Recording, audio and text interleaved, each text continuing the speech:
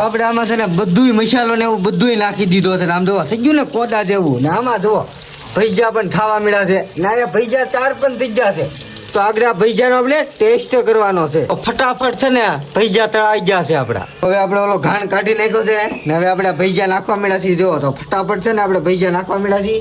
જો 1 2 3 4 5 6 7 8 10 12 13 15. તો આગળ થોડીક જ વારમાં છે ને આપણે ગણવા નથી ને આમ તેલ ઉડવા મળ્યું છે. તો ભજીયા થઈ જાય તૈયાર. આપણે સડી ગયો છે. ઓલા પણ જો ભજીયા 4 છે એ તો તમને કઈ જગ્યાએ બતાડ્યા. તો ત્રીજો ઘાણ છે. તો આપણે થોડીક વારમાં હવે ભજીયા બની જાય પછી આપણે ચટણી બનાવવાની છે. તો આપણે બનાવવા મળ્યા છીએ ચટણી. નાની માલપા જો આપણે લાસ્ટ ચટણી નાખી દીધી છે.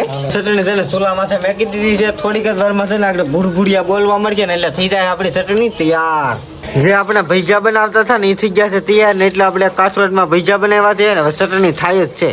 તો આપણી ચટણી છે ને તૈયાર થઈ ગઈ છે. આમ જો ફૂલે ફૂલ ઘાટી ને મસ્તી મજાની ચટણી થઈ ગઈ છે. તો હાલો હવે આપણે વાળું કરી લઈએ.